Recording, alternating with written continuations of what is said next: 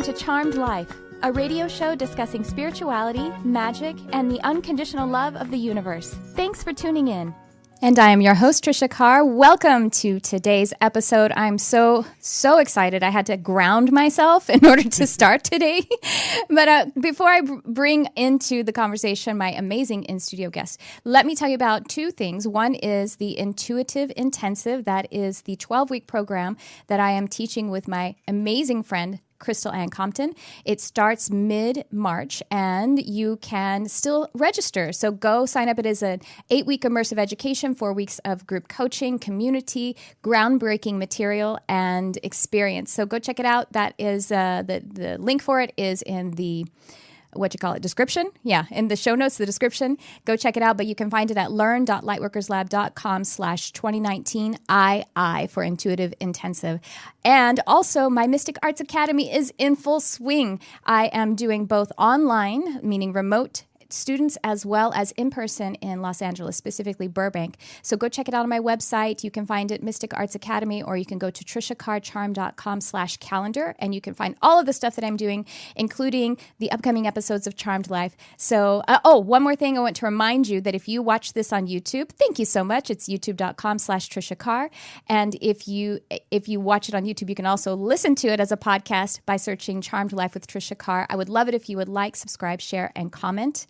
And actually, you can watch it on a broadcast window on my website now to make it easier for folks. So just go to my website and go to podcast and media, and you'll find a broadcast window there to watch it live or even the replay.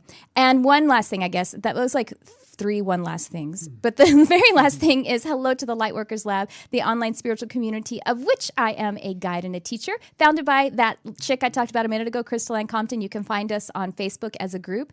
Join the Lightworkers Lab for free resources, all kinds of teaching, all kinds of fellowship. We'd love to have you there. And without further delay, I am so excited to welcome into studio David Gandelman. He is a spiritual teacher, intuitive, and host of the amazing podcast Energy Matters. Welcome, David. Hello. Did I say your name right? Yeah, I wasn't even paying attention. Said it right. It's pretty easy to pronounce, I guess. Absolutely.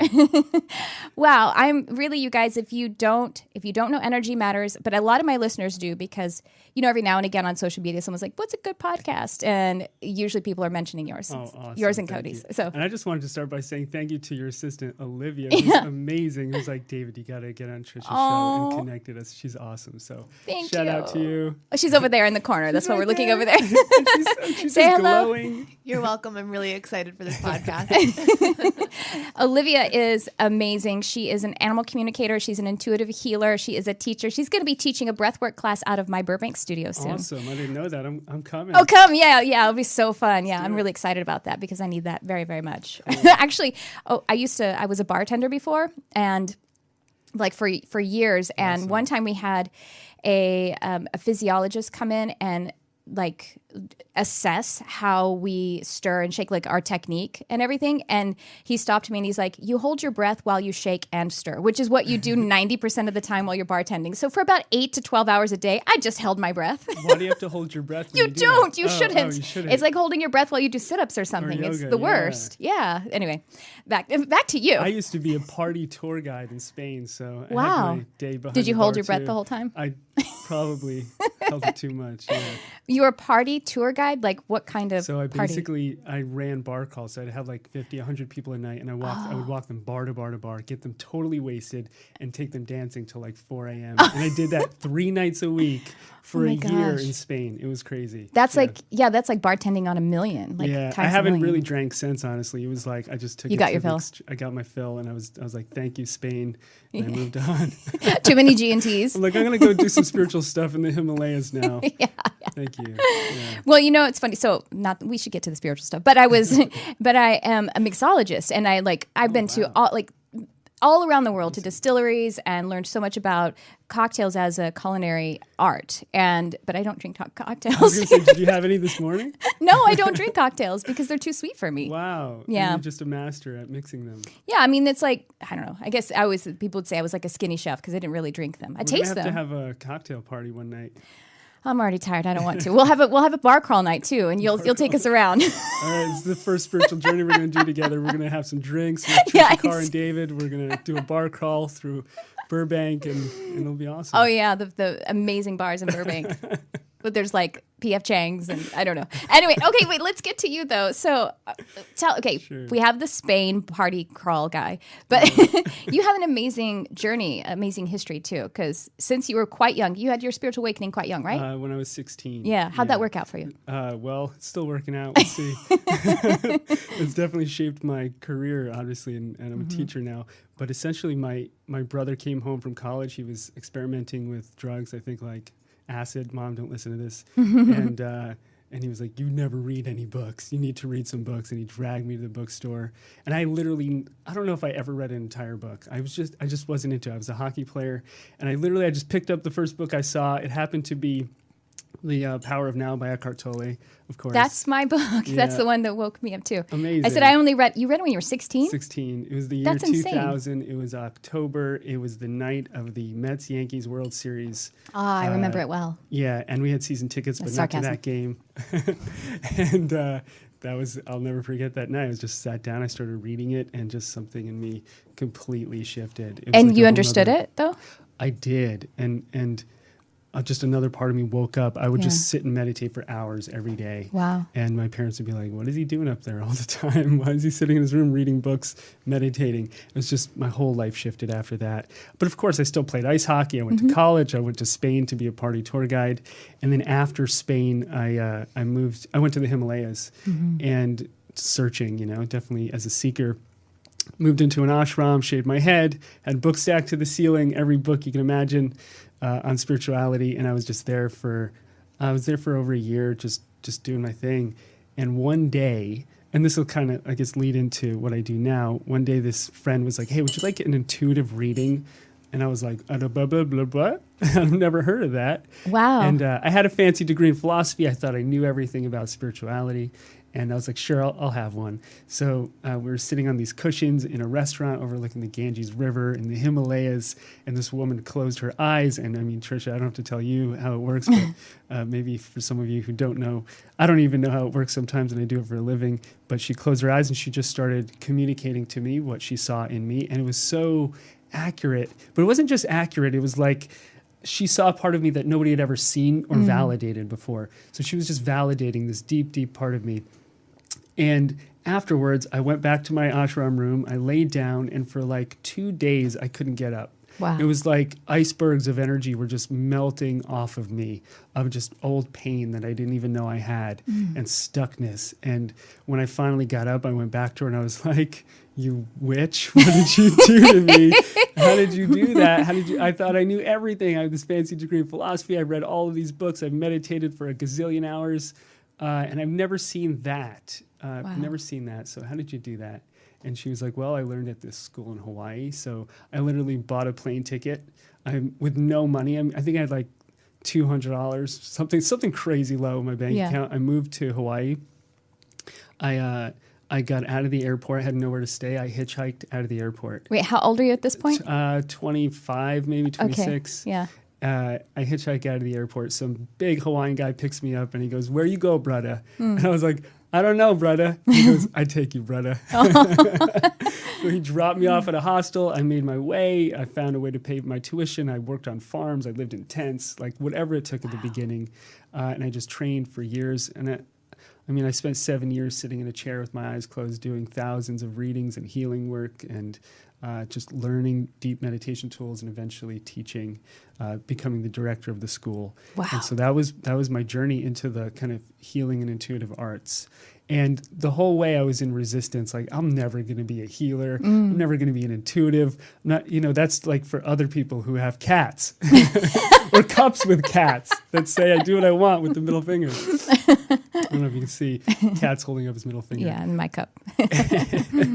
And it just happened, it just kind of happened over time. I just deepened into this path. And I'll finish up this story. the last thing I want to mention, Olivia and I were talking about it before the show. I sent an email out this morning talking about this experience of mine where I was running this nonprofit school, so this spiritual school, and I put like every inch of my heart into it. I loved it. I loved all the people. It was such a community, but there was never enough money, and the rent was always high, and it was always a struggle to get students, and it was like we couldn't seem to get ahead no matter what we did. And I realized it was like nobody had any business skill. Everyone was a healer. Yeah. And for those of you listening who are healers, and you're like, why isn't my healing business working? I'm trying to do this thing and I don't have enough clients. Or how do you set up a website? You know, how do you do that cool podcast that Tricia does and everyone listens? How did you get all that? So I went to town and I started learning a second skill set, which was entrepreneurship. And so this is another awakening you're talking about. This awakening. is your third awakening. Yeah, now you're awakening to the idea that, you need money commerce, to eat. basically, I guess. I lived in a tent. I lived in a tent for 3 months. Sounds pretty awesome, though. Yeah, it was cool. Yeah. But as you get older, you're like, all right, the tent hurts. It hurts my back. yeah. So I started just eating up books on business and product development and marketing and like, how do you even put something on the internet? And I slowly taught myself and then just started my own practice and teaching, podcast, and long story short, kind of here we are. But you were teaching a class on spiritual entrepreneurship, is that right? I am going to be teaching one this Thursday, actually. Okay, cool. Yeah. But online access, is that right? Online is free. Tell folks about it. Yeah, it's called The Energetics of Entrepreneurship. So if you just get on my newsletter, it's not even on my website yet, but so if you get on my newsletter, I'll send you a link to it. Okay, we need to put a link to your newsletter to join your newsletter it's just in on the show site. notes. Yeah. Okay. And or go to your site. Yeah. So you know what? This is like honestly, this podcast, this is a coming out party for me. This really is, because I've been hiding this part a little bit. I've been doing consulting for a while now. I help people who work in wellness and spirituality scale their businesses online because I just like it. Yeah. Like I love taking someone and being like, what do you want to do? And they're like, I want to be an animal communicator. Yeah. I want to be a medium. I want to be a Pilates teacher. And I want to scale it online. I'm like, great. So you want to work from home. You want to be free. You want to create. They're like, yes. And then they don't have the tools or the skill sets to do it. And then I develop that with them. Right. Which obviously I'm still developing, but I find it fascinating. Endless. Yeah, it's endless. And it's so creative. It's just such a creative process to be like, what do I want to put out there? And a lot of people hit this energy of like, I don't want to be seen. I don't want to be seen. Right. And going back to that intuitive reading that I had in the Himalayas, what did she do? She was seeing me. She was seeing me for who I was. Yeah. For the first time, I think in my whole life, somebody saw me in that way. And it was definitely a second awakening of like, whoa, that's possible. That somebody can see what's on the inside of you.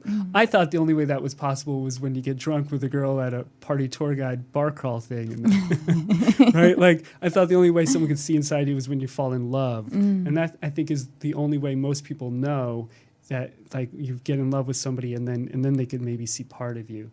But really, we can all see each other in that deep way. So the way I like to think of it is like we have two eyes to see out the physical world, and then we have that sees matter, everything made of matter. And then we have one eye that sees inwards and can see into ourselves and into others, see other people's energy, their emotion, their soul, essence, whatever it is that you want to call it. And I never would have believed that in a million years if I didn't have the experience myself and then begin training and doing it for myself. Right. And so when you get seen in that way, it's such an awakening.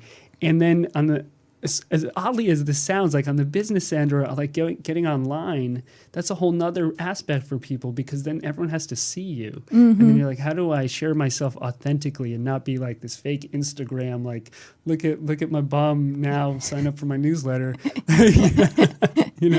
Like how do I authentically share myself in the world? And that's not that easy to do.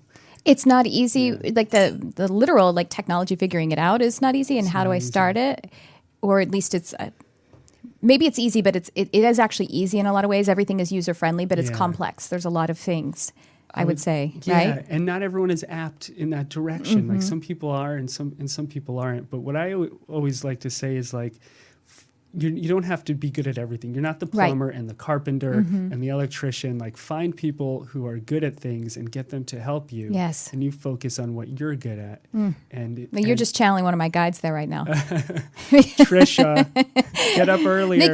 They keep telling me like, get help. And I was like, I'm trying. I don't know. I don't have Tricia, time get to help. Yeah. Yeah. But no, like, cats are saying exactly. Delegate, and, helpers and Yes. everything. And I'm like, okay. But that seems like also complex to do. I have had, Tricia, it is. I've had some amazing people on my podcast guests, and I hope you come on the podcast. Oh, please. my goodness. Yeah. Don't try and stop me. Okay. You're coming on. And I've had some amazing guests who, like, super just incredible spiritual beings. And even that, we'll have this conversation after. They're like, how did you make your website? Or like, how did you do all this? Yeah, I know. I'm like, you have that question? Totally. Oh, my God. Or someone, I'm not going to say who this is, but like an author who's been on my show who I really, really, really admire. And then their website, I'm like, oh, my website's like a lot better. Yeah. You're like, which really? is fine You have because like 5 million they don't need it, followers. I guess. That's fine, It's, what it does though, it opens doors for people to come see your work. And you almost have an obligation, I think. If you are good at something, you have a skill set, you want to share something with the world, you have a kind of an obligation to share it with the world. And so many people hide. Well, I think your soul that's where the obligation comes from. That's the reason that it's there, right? Sorry, so many people hide. And I got so much pushback, Tricia, from some people that I knew when I started this path. Like, you can't do it that way. You're too big now. You just, that's not how we do it. Like, all of this energy, for sure. And I just had to stick with what was true for me. And some of us, if you're a teacher, some teachers, your life's mission is you work in small groups or you work one-on-one with people. And that's amazing. Some teachers, they work with medium-sized groups. Some teachers work with huge groups. And some all of the above. Yeah. And I think as you're on your path to becoming a healer or a teacher, you find that out for yourself too. Right. Like, what kind of groups, what kind of people do you want to teach, do you attract to? So everyone is different. So to say like you shouldn't teach that many people or you shouldn't teach in that way, that's weird. That's ridiculous to me, honestly. Of course, like, you have to let that go and just be like, what is true for you? I had this one guest on my podcast, Sarah Blondin, and if you listen to the Insight Timer meditation app, which is a great app, she's their biggest teacher on there, and I love her. She's so sweet, and she lives in the forest with her family in Canada. And she would write she was like a journalist, and she would write, and then she recorded them into meditations, and she just put them on the internet, and they just exploded. Like millions of people. You like say her name to some people, they're like, I'm crying, you just said her name. And it was just like, that was her karma and her calling. And I think like Eckhart Tolle too, obviously, when he wrote that book, he probably wasn't like, every person who's ever meditated on the planet is going to read this, but that's his calling to teach a lot of people, and obviously yours as well. Yeah. You look at this amazing podcast and all this work that you've created, right? Very sweet. So we have to own that in ourselves, because if we don't, we're doing everyone a disservice, and then they're going to learn that from you. So it's great to be seen, and then you have to be able to show yourself. Yeah. So step one is you get seen. Maybe someone validates you and is like, hey, you could do this. And then you have to learn the skill sets to share yourself with the world. And I don't mean to say that just like in business. Like maybe your goal is relationships. And I've done thousands of relationship readings. And maybe somebody sees you for who you are, helps you with that. And then your job is to get out there and show yourself to create a relationship. It could, or with your kids. Maybe you've been hiding from your family. So in one way or another, we'll all have to be seen and then show ourselves. So that fear of exposure, though, that's the thing. You know, the fear of, for me, being like how I lean, being very empathic and everything.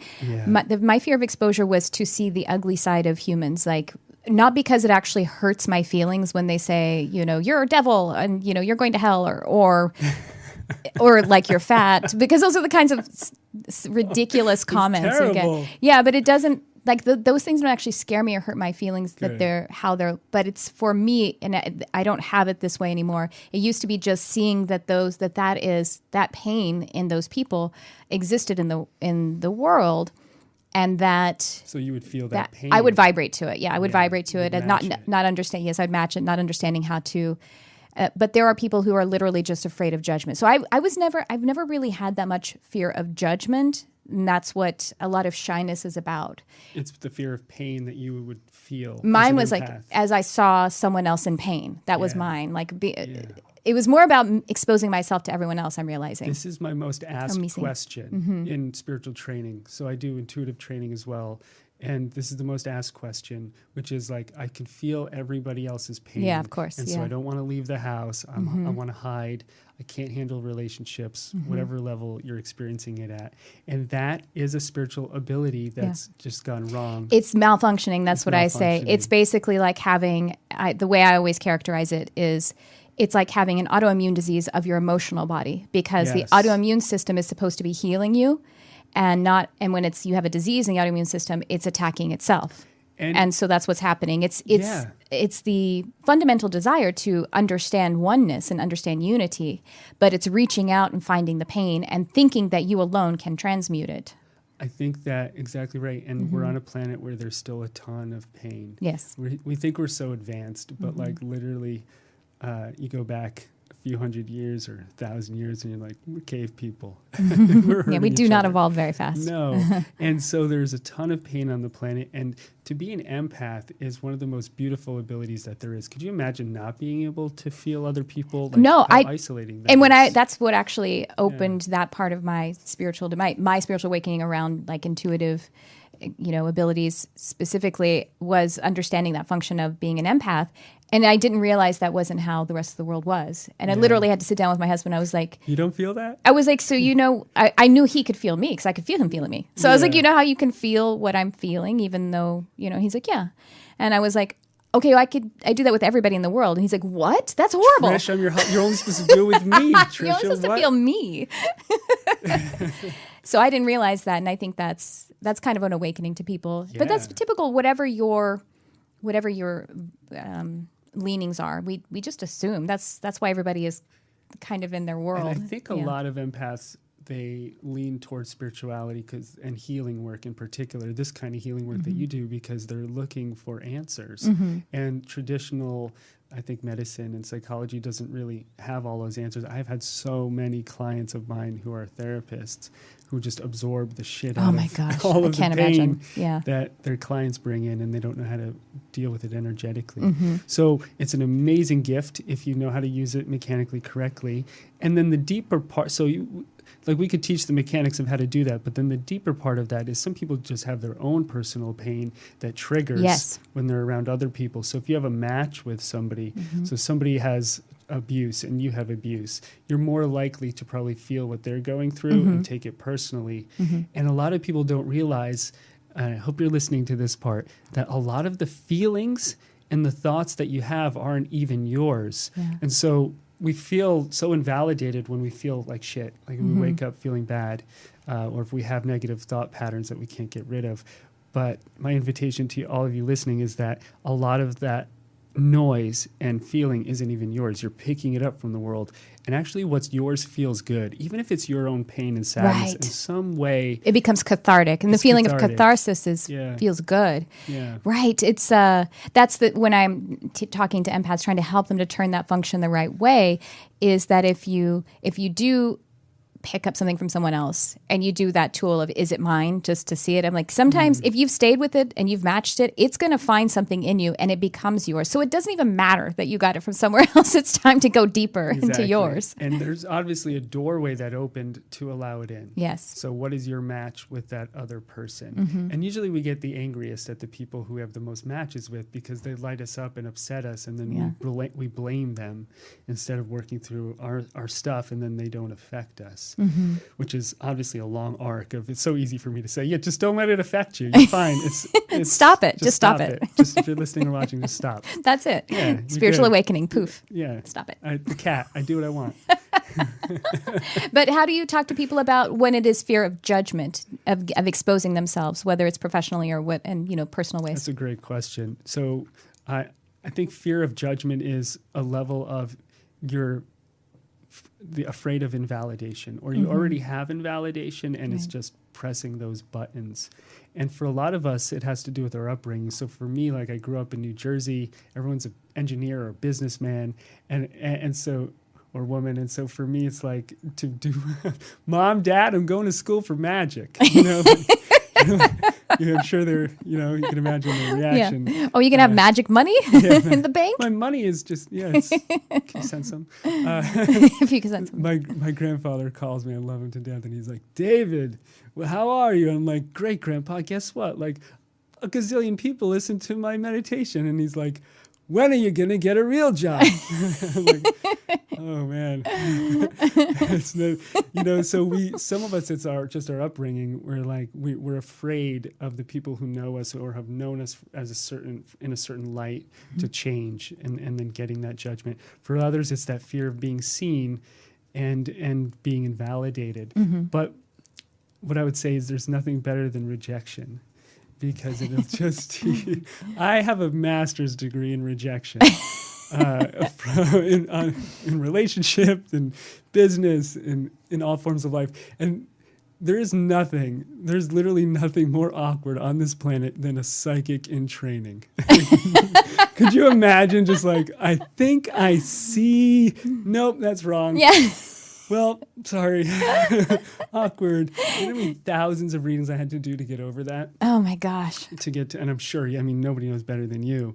But like, how do I know if what I'm seeing is true? How do I know if what I'm feeling is right? And it's such the perfect model of the way out is through, because you can't stop speaking it. Because like for me, there's this one pivotal reading, mediumship reading, where I was like, your mom? And she's like, yeah, my mom's in spirit. And I was like, okay. And I hear a name clairaudiently, and I'm like, cool. I'm not going to say that. That's a dumb name. Like literally, that's what I thought. And so I changed it, and I was like, Barbara, and she's like, no, not Barbara. And I was like, well, I might as well say the stupid name. I was like, Bertha, and she's like, that's her name. Oh my God! But you see, the way out is through, and my favorite poet, Robert Frost, one of my favorite poets, he says the only way around is through. That's on the bottom of every email I send. Oh, okay. Look at that. Because it's so true. Yeah. Whether it's through invalidation, through awkwardness, through shame, through guilt, through fear, that is the only way around is through, which sucks because it's uncomfortable. Well, that's why I think training settings are good, because they give you the freedom. You're not actually taking we're wrapping it all in together. You're not taking someone's money yet, but you are doing an energetic exchange. It's a safe place to actually practice. And so the only thing that's on the line is your pride, but we have to be able to become desensitized to our pride if we're going to be in service, I would say. There's no way around it. You have to. Like my training, I did a gazillion readings for free. And that's just how I learned. And you know what? I never thought in a million years I could do a reading. Like I wasn't like 5 years old and I was like, I see a ghost. That mountain's going to have an earthquake. They're like, no. That wasn't. That is more to, and that, thank you for saying that, because a lot of people are held back from pursuing what they feel in their heart because they hear other people's stories about, well, when I was a kid, Grandpa sat on my bed and then the next morning, Mom said Grandpa died, all that kind of stuff. That has more to do with your personality than your facility or natural ability to be intuitive.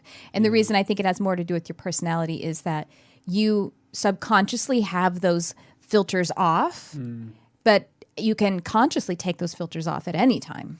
Does that make sense? It does. You know who are the worst people to train as psychics? I've trained a lot of intuitives, very, very sensitive, uber spiritual people who see everything. Oh yeah, because they're so hard to rein in, and they tend to be ungrounded sometimes. Oh yeah. And I've actually found like people who come out the best out of these trainings are like just like medium level of ability, but just a lot of drive, kind of relatively grounded.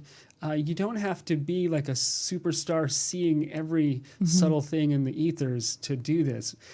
By no means is that true. I think that is one of the biggest fallacies there is out there around this intuitive and healing work, is that you have to have some natural ability you're born with and everyone you touch heals and then you could do it. Like, no, the opposite is true. Like if you're a normal person, you have any spiritual inclination and you just want to grow, you're going to do amazing if you put your mind to it. And Yeah, so if you're listening to this and you've had that thought, like, no, you don't have to be. And if you are really, really psychic and you're just like, what about me? No, invalidating me. It's good too. You just need to rein in your energy and be more grounded and do it in a healthy way. I remember once I taught this workshop, and I'll be so vague about some of the details, but essentially one of the people in the audience asked me, can you come give me an intuitive reading at my work? I was like, okay. And she gave me the address, and I show up, and it's a psychic shop.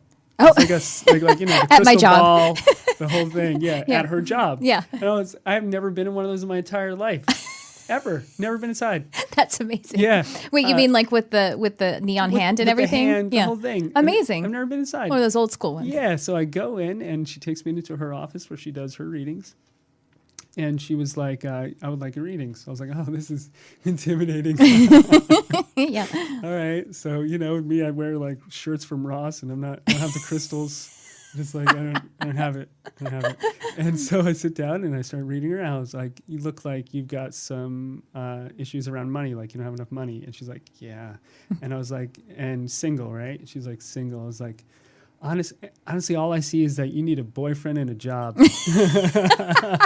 And she was so validated. She was like, that's all I want. I want an effing boyfriend, and I want a job, like with like stable income, because this whole like reading in here is like up and down. And she was just so validated. Oh, that's so cool. Yeah. and I was like, all right, we're done here. So go get out there. Well, you know what I say actually just came through again with I was online the other day, and what really it is we're just loving each other. And then the talents, the abilities are symptoms of it. So the psychic who automatically has all those channels turned on and is like seeing everything still needs to learn how to just love someone and put the wonders, the facilities, the things that they're seeing in line with the love. Yeah. And sometimes that's, I don't know, maybe that can be challenging, Better more not challenging. do it for another reason, because you're going to end up in a bad place. Yeah, because you can see the realms of non-physical. The best for is non-living when two reasons. intuitive people get in a fight, and one of them's like, you're ungrounded, and the other person's like, you're channeling something else. And they have this like whole like, you have no boundaries, and they just like use their spiritual tools to beat each other up over the head. Oh my gosh, you have to bring that onto Enlightened AF. So, you guys, do you know I have another podcast? It's called Enlightened AF. So we'll talk about it later. But David's going to come on. That's, I love that. So I've been guilty of that for sure. I have a weaponizing spirituality. weaponized. Okay, I just have to mention one thing that a friend, I hope, well, nobody knows this except for me. It's a private conversation, but two spiritual people having like a disagreement, and one of them called the other one a spiritual sniper. And my friend was like, that's my new rapper name. I love spiritual sniper. I love that. And then I said, oh, I know what I said, because there was a lot of, like, the next week, I was like trying to some people management, and somebody was giving me like rubbing me the wrong way or something. And I was like, okay, I know this new moon energy is really enhancing. I think it was in Capricorn, and I have, that's right. It was in Capricorn, full moon. I can't remember. And I have a Capricorn moon. I was like, okay, so I know the Cappy moon is making me emotionally litigious. So you're going to have to proofread this. And she's like, emotionally litigious is your rapper name. Was that you? Nope. No. Isn't she such a spiritual sniper though? She is. She just throws so much energy. Yeah. So I've been guilty of it. I've been in relationships of course. where we're both guilty of it. And if you don't want to express your emotions in that way. Yeah. You want to be as human as possible. And not mix that. It's just taking those words that are just the mythology, as one of your most favorite podcast guests is telling you. You got to talk about the mythology. Patnaik, if I could say his name right. I spent years watching this guy's podcast because I lived in India, and it was he has a podcast. His TED Talk. Yeah. Excuse me. He does have a podcast, and on his TED Talk, he talks about Alexander the Great coming to India, attempting to take India over, conquer it, and meeting a yogi. And I love this story. It's the East meets the West in the ultimate way, and it kind of wraps around back to where we started around spiritual business. And essentially, he fantasized about what their conversation was like. So Alexander the Great meets this naked yogi sitting on a rock, and he's like, "What are you doing? What are you doing with your life?" And the yogi says, "I'm focusing on nothingness." And Alexander's like, "What a waste of a life." And the yogi's like, "What are you doing?" And he's like, "I'm going to conquer the world." And the yogi's everythingness. Like, dumbass. Yeah, he's like, what a waste of a life. And now you're just reborn over and over. You don't keep any of it. You can create all that karma. And so I think they laugh at each other and just like, what if, you're so silly. Yeah. And that's the East meeting the West. And I think it's the two parts of us meeting each other. The part of us that's introspective and wants to have enlightenment and know who we are.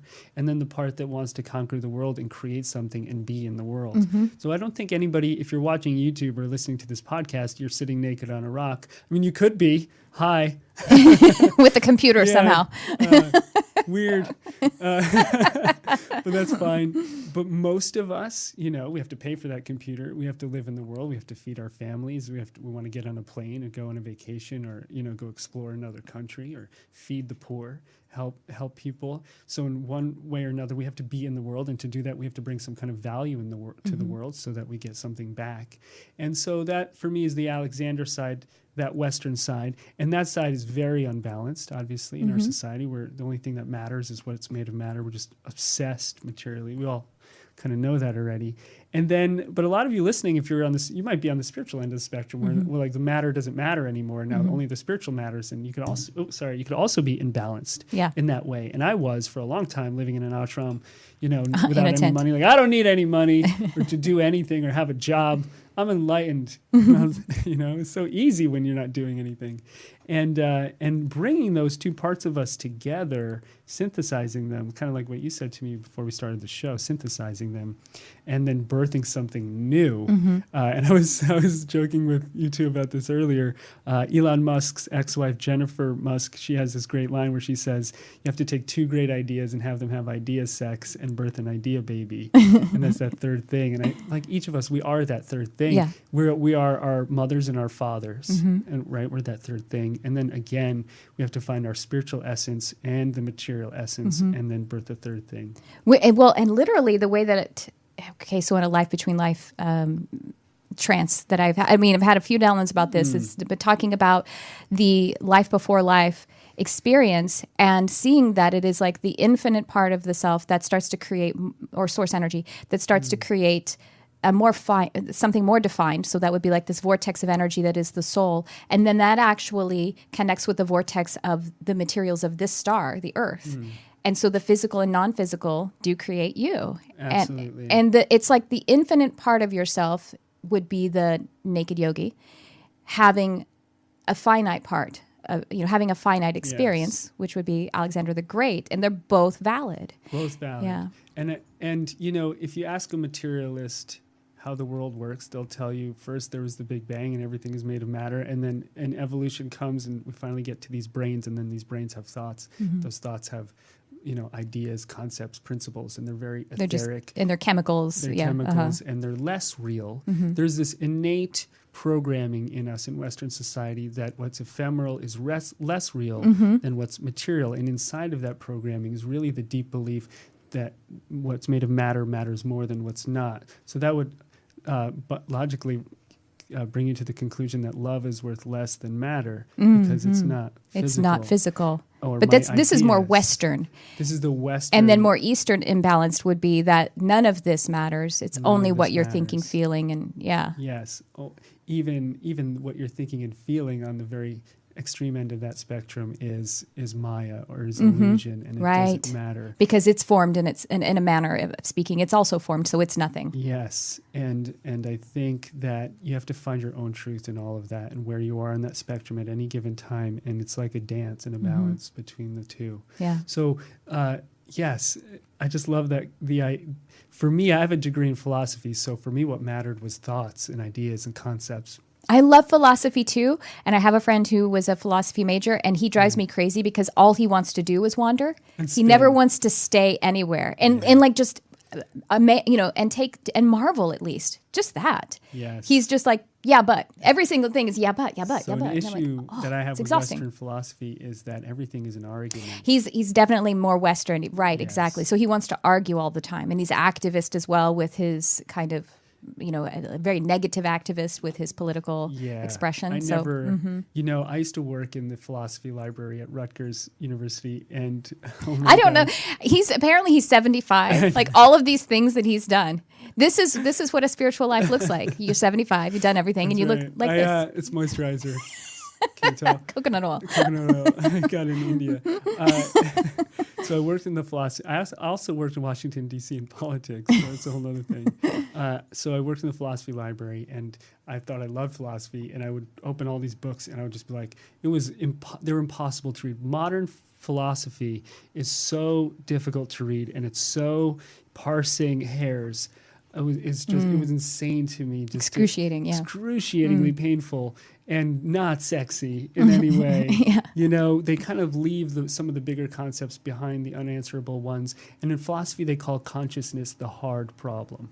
I'm like, what can be less hard than consciousness? Than just being. The only thing that has no hardness. And they call it the hard problem because naturally in the West, everything, if you're materialist, it has to be made of something. And obviously for them, the consciousness is made of neurons and firing, and maybe it is, but just the way they see it is it's a hard problem and this unanswerable one. And from the Eastern perspective, it's like that is the core of everything is consciousness. It's what makes everything. So in the West, matter makes everything, and in the East, consciousness is what forms everything. Because if there's no awareness, then there is nothing. You have nothing if you're not aware. And I think a lot of ancient shamans will see life this way, that like everything has consciousness. The table, the lights, that's how I our see bodies, it. Everything. And that's so hard for people to believe that are brought up in the West. And I would say, don't believe it. Like, you have to have your own experiences. So Olivia's going to guide us through an ayahuasca journey where we're going to have that experience. I don't do. See, I've never done it. I've never done it either because I'm already white knuckling this reality. So exactly. I'm trying. No, Tricia's holding on. Yeah, I'm trying to not see the fairies right now, so I can focus on you. That's right. Literally, I had that conversation with someone when I was like 21 when she was talking about her mushroom experience, and she was like, and then I saw these fairies and gnomes. I was like, hold up, nope. I'm trying to not see those right now, but it was also because I was afraid. But yeah, no, literally, I do work with elementals or with nature spirits. That's amazing. One of my first ever readings, Tricia, this woman sat in front of me. She's like, give me a reading. And I was like scared, and I did. And I said, I see a fairy. And that was very awkward for me to say because Did you see it like a cartoon kind of figure? Because that's what you knew fairies to be? More of just like a fairy, I guess, just like an image. Okay. Yeah, and I had this Western degree in philosophy. It was this very serious spiritual training in India. You just thought it was a symbol, though? You didn't know that fairies were... I was like, I wasn't sure. Okay. Yeah, exactly. I was like, I just see a fairy. I don't even know what to make of it, but I just want to share that with you. That was the only time I've said that, probably in 1,000 readings. And she literally, this is awkward, she unbuttons her shirt. And I'm like, oh, this is happening. And she opens it, and on her chest is a big fairy tattoo. Just like right on this, just one tattoo, big ass fairy on the center of her chest. And I was like, oh, that was so validating. Wow, cool. I didn't know what it was yet. And right there on her heart, Right on too. her heart. Mm-hmm. Right on her heart. So her fairy came in pretty strong, and to me as well. When I was first getting readings, because I didn't actually even get psychic readings for the first 30 something years of my life. And they kept seeing leprechauns with me. And every time they would be like, I see a leprechaun. I don't know what that means. And they were all confused by it. But when I finally integrated my leprechaun, then people stopped seeing it. I love that. Yeah. Yeah. I love Joseph Campbell, and I love all of his work. If you haven't experienced it yet, you should read Hero with 1,000 Faces and some of his other work. And he is just so good at helping people understand their personal mythologies. And we all have elementals, animal guides, symbols that mean something to us. And in intuitive reading, we tap into some of those. And that's not something you're going to get in a lot of places. Like, wow, that that phoenix rising from the ashes, that is very special to me in particular, or that wolf guide. And as areas that can sound, a lot of ancient cultures in the world, that is how they guided themselves through time with these signposts and guides. And so, I don't know, I invite you to, if you're in a little resistance to that, just explore it a little bit and see. Maybe there's a symbol, a guide, a mythological energy that is helping you in some way. Because everything is, well, again, back to that apex of what's real and not real, or more real than another realness. You know what I mean? It's all real, and you can't, to quote Daryl Anka, who channels Bashar, he says you Yeah. cannot imagine a non-reality. So all that you imagine is a reality. A reality. I love that. Mm-hmm. Thank you. Thank you, everyone who channels. You're so good at that. I'm like, come in, and then it's crickets. You don't channel? You probably channel during readings, though, right? I don't. You on don't? purpose. You just, you, On oh, purpose. okay. I gotcha. Unless we have a training where you channel on purpose. Uh-huh.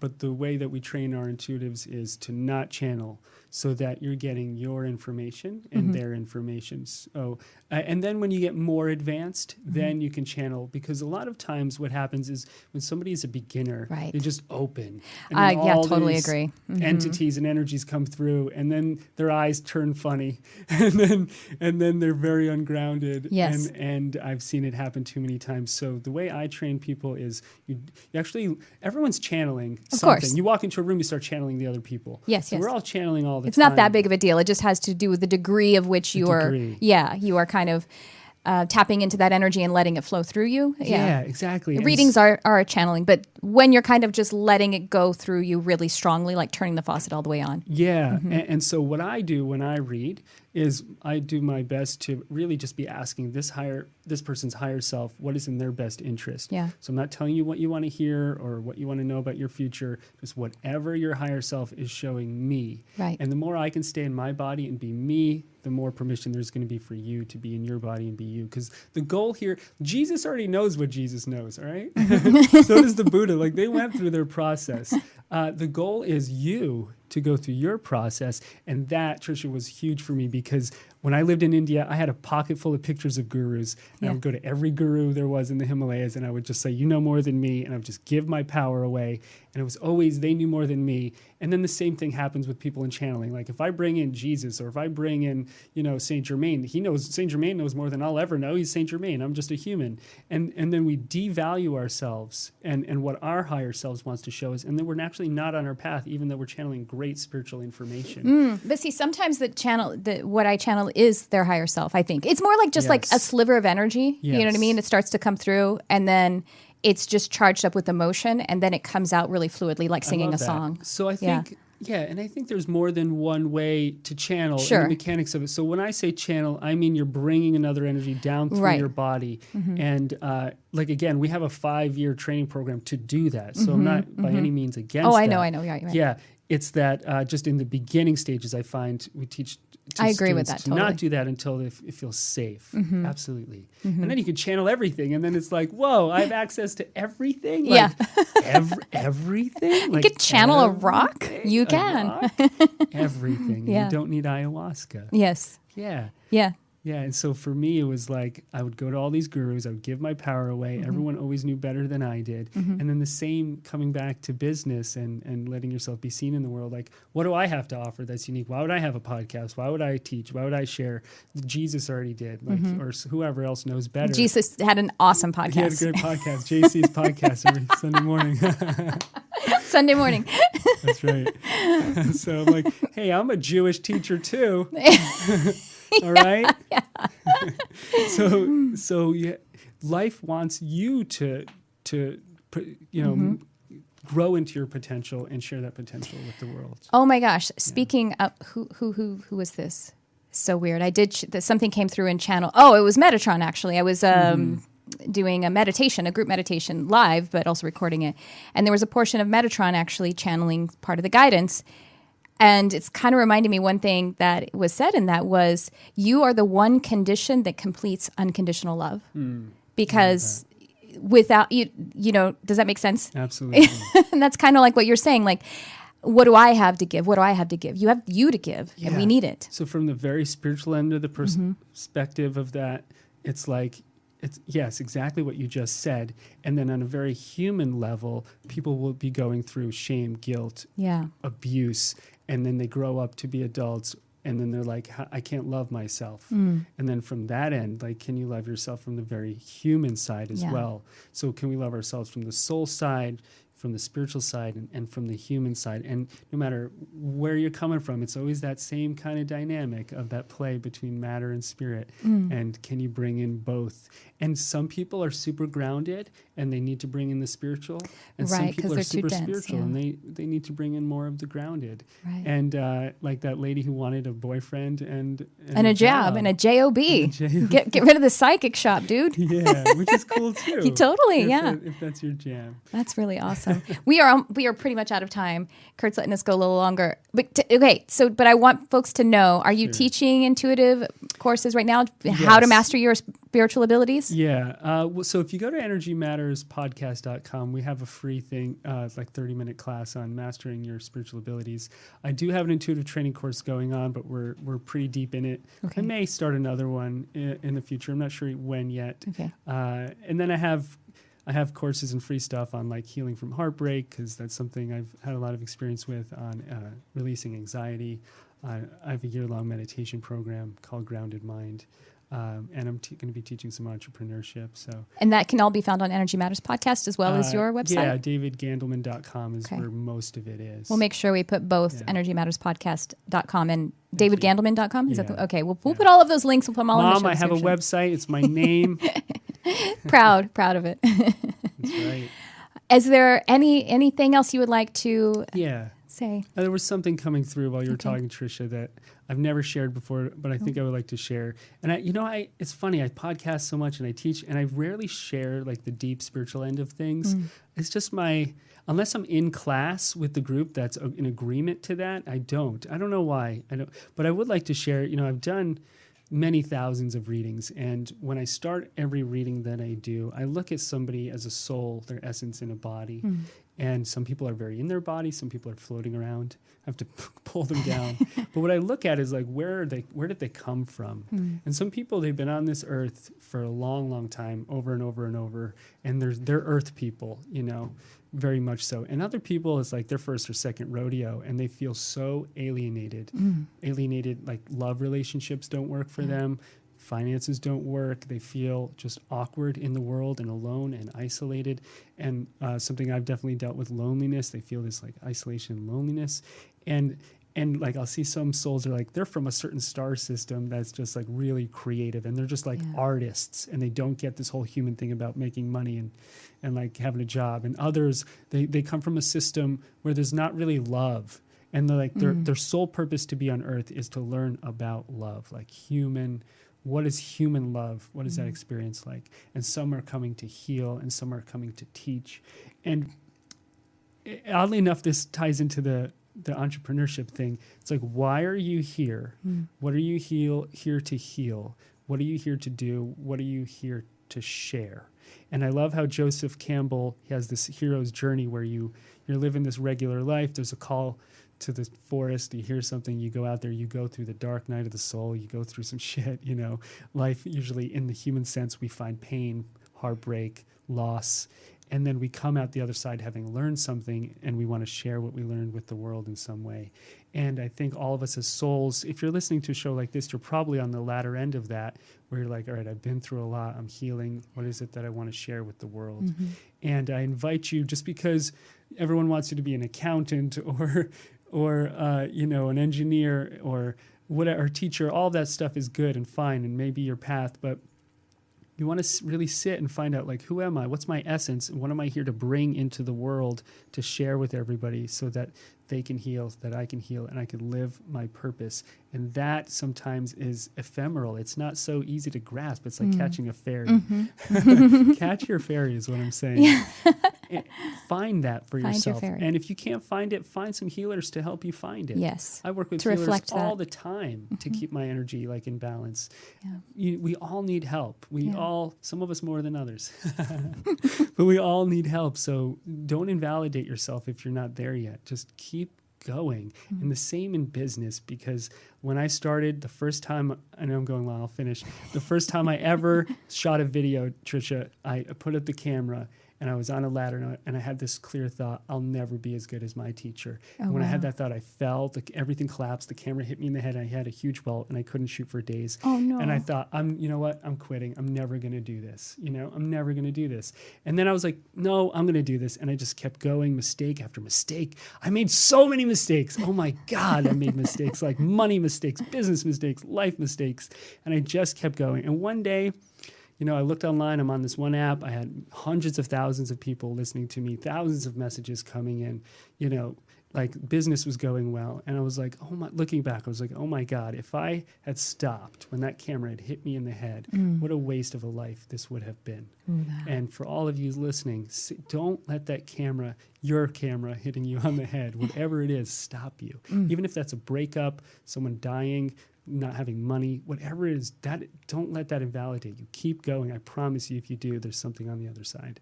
So that is, I think, what I would like to finish with. Wow. Yeah. I'm not particularly good at anything. I'll persistent as hell.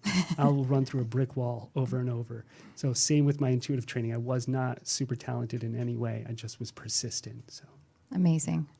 Well, everyone, David Gandelman, Energy Matters Podcast, and wow, really awesome. Thank you so much. And Thanks I hope for you'll come having me. back. You're going to be on Absolutely. Enlightened AF. Would love to. And just amazing. Thank you so much for shining your light here with us today. Thank you. And everyone, thank you for tuning in. And I will see you next time. Again, thanks for tuning in. I love you, whoever you are.